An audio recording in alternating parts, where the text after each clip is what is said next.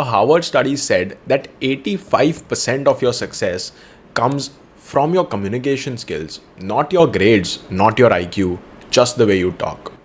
After mentoring more than 300 undergraduates on how to get started on their public speaking journey, I wanted to share the 6 fast frameworks that I've identified and that anyone can adopt to instantly sound more confident.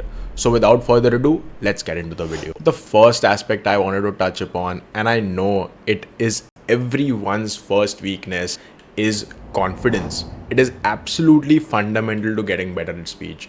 Every single person that I've talked to who is looking for a way to improve their communication skills struggles with confidence. And I always ask them, what is the reason for this fear? The first answer I get is that they fear being judged. They say, I fear what if I say something and I stammer? What if I blank out and I can't think of the next sentence? My approach to this is simple. How did you learn to drive a car? Did you just sit on the driver's seat one day and start driving? Or did you practice 100 times before finally driving confidently? So how is it that one should go about becoming more confident? The first tip that I've followed for more than 8 years now is that I enjoy talking to myself. Now, we all normally do talk to ourselves in our heads, but what I used to do is I used to talk in front of a mirror. And what that did is it made me used to and more comfortable to the sound of my own voice. That is the first way that this helps you. In addition to that, I also need you to understand that once you love listening to yourself, only then you will be confident in your abilities to persuade others. So talking to the mirror out loud, that is the first big thing.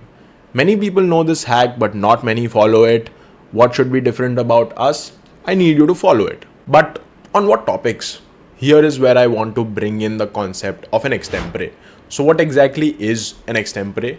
An extempore essentially means a speech that is made without any preparation. So how can we use this to improve the way we talk? I need you to use the best in class AI tools, something that we know that is very useful.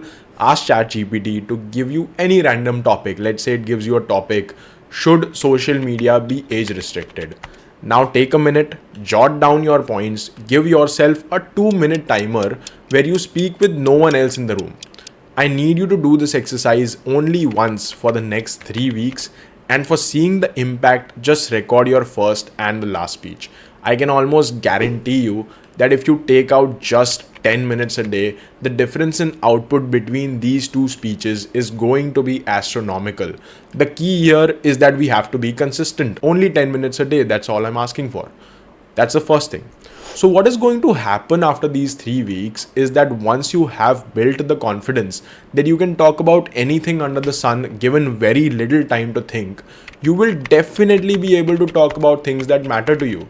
So this is my first pro tip to anyone who is looking to improve the way they talk. Our second chapter of today's video is what exactly is communication. The first thing I need you to understand is that communication is not fancy vocabulary. It is not the ability to talk well. It is not the ability to impress the other individual. It actually means, are you able to plant whatever idea is in your head into the head of the other person? Are you able to make the other person think exactly what is in your head? That is the idea behind communication. You could do it in Hindi, you could do it in your mother tongue, you could do it in any language that you possibly want to. But the thing with English is that it is so widely accepted in so many countries that learning it becomes a fundamental skill. So it is very important for us to understand that fancy jargon, fancy vocabulary is not what a good English communicator is all about. A good English communicator is one who is fluent, definitely, who is someone, but more importantly, who is someone who can get their ideas across. That is the first very important concept that I need you to understand. Once you understand what the meaning of communication essentially is, I need you to understand the next big thing, which is written communication. Now, what exactly and how exactly is written communication going to help you is the fact that you get to organize your thoughts more structured in a more structured way. In addition to that, you'll also be more specific when you're writing, because there is a lot more thought going on in your head when you're writing something down, because you essentially don't want to change it. With words and with speech, with voice, it is a lot more different because there is no written record of whatever you're saying. So you become a lot more complacent with your speech.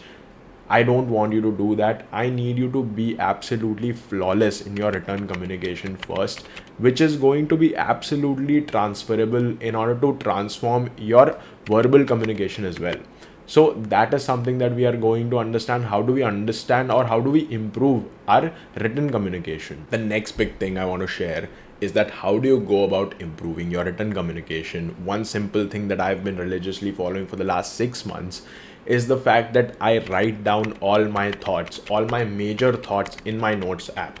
How does this help you? First thing, it forces your mind to structure your thoughts and put them down on paper or in words onto a thing. What this helps you with is that it helps you explain your ideas better to another individual whenever the time comes. In addition to that, it helps with memory recall as well.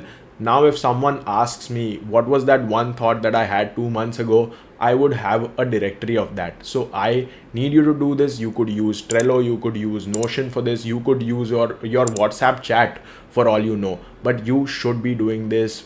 Absolutely. Let's get on to our fourth important chapter, which is the power of silence. I want to take this opportunity to introduce you to filler words. You probably already know them. Words like basically, essentially, one of my favorite words. These are filler words. Words like words like why are these words a part of speech? That is the first thing I want to discuss. The reason for that is we do not want to tell the person that we are talking to that we can't think of the next sentence. We want our speech to be effortless, to be flawless, and for it to not have any breaks. But that is not possible. We need time to think. We need time to process things. So how do we go about getting rid of these filler words? I need you to take confidence in silence. If I don't know what I'm going to say next, I would rather stay silent for the next 3 seconds instead of filling that silence up with filler words. I need you to practice this. Get rid of your filler words. Instead of those filler words, try to fill that silence up with silence. The power of silence, I have witnessed it personally. People do pay attention whenever you do not have something to say. People would rather have you think before you speak rather than you blabber endlessly. So please take confidence in the silence as well. All right, what's the next big thing? That is going to be understanding body language. What is body language? Let's say I'm someone who is sitting here with my hands folded. What would you think about me? You would think that this is some person who is reserved, maybe not confident, maybe nervous with whatever situation he's in. Instead, what if I'm doing hand gestures while I'm communicating? I'm trying to bring you inside my sphere of talk, or inside my sphere of influence, if you will, and I want you to come inside my bubble. That is the way I am inviting you, and that is the reason why I'm showing you these hand gestures. So body language plays a very crucial part when you're doing public speaking, when you could be talking to a crowd, to anyone. And I need you to understand that. I need you to also maintain eye contact. These two things are absolutely game changers when it comes to non-verbal communication, because what you say with words is at most, if not more, at least as important as what you say with your body, with your eyes. So that is one thing I need you to work on whenever you're talking to someone, or whenever you're giving an interview. I need you to check your nerves. I need you to understand, are your legs shaking? Are you fidgeting with something? Are you trying to avoid eye contact? These are the things I do not want you to do at all. I need you to get rid of these and pay attention to these aspects. The last one, I'm probably going to get some hate for this, or I don't know if you get it, but I need you to have a pinch of superiority, or a superiority complex, if you will. Not a lot, just a little bit, just a pinch of it, so that I need you to feel that you're better than everyone else. Not substantially, just marginally, just a little bit, because that really adds a lot of confidence to the way you talk. If you feel good about yourself, only then you can make sure that this feeling is propagated to other individuals. You can tell other people that you are better than everyone else only if you believe in it yourself. So I need you to believe in yourself, to believe in your X factor. Now, what is an X factor? Your X factor is what makes you stand apart. It is something that differentiates you from other people. So if you know what are the things that make you stand out, if you know what are the things that make you add value to others, you can have confidence in those abilities of yours, and you can feel that there is something that you know that others don't, and that is something that is going to lead to a lot of confidence for you. So I need you to take pride in your abilities. All right, these were the 6 key frameworks I want you to follow. In addition to this, I want you to do one thing: try to spark up a conversation with a stranger today. That is going to make you feel confidence like nothing else ever has. And it really works. If you can talk to a stranger, you can talk to literally anyone in the world. And I need you to cook up different scenarios in your head. Let's say you're sitting next to Nikhil Kamath and you have a big startup idea. How would you talk to him? Just cook up different scenarios and try to practice in them. That is something that has helped me out tremendously, and I hope that helps you out as well. I hope these tips I'm able to that I tell you actually follow and you end up benefiting from them.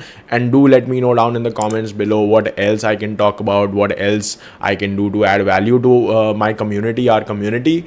And that's a little bit from my side. If you found value, do consider subscribing, and that's a little bit from my side. Thank you so much.